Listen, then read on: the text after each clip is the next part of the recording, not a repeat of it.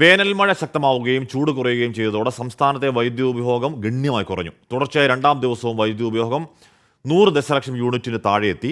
Peak സമയത്തെ വൈദ്യുതി ആവശ്യകതയും കുറഞ്ഞു. വിവിധ ജില്ലകളിൽ ഒറ്റപ്പെട്ട ശക്തമായ മഴയ്ക്ക് സാധ്യതയെന്നാണ് കാലാവസ്ഥാ കേന്ദ്രത്തിന്റെ പ്രവചനം.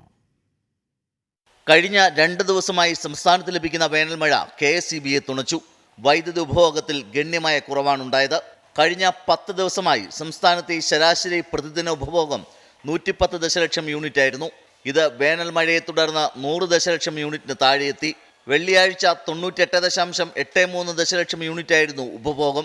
ഇന്നലെ ഇത് വീണ്ടും കുറഞ്ഞ് 95.69 ദശലക്ഷം യൂണിറ്റായി.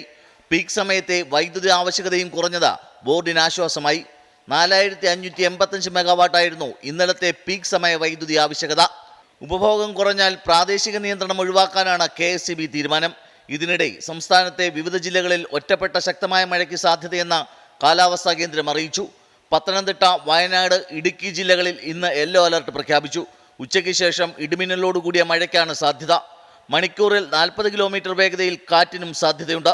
ഇടുക്കി, എറണാകുളം, തൃശൂർ ജില്ലകളിൽ ഈ മണിക്കൂറുകളിൽ ഒറ്റപ്പെട്ട ശക്തമായ മഴയുണ്ടാകുമെന്നും കാലാവസ്ഥാ കേന്ദ്രം അറിയിച്ചു. 24 തിരുവനന്തപുരം.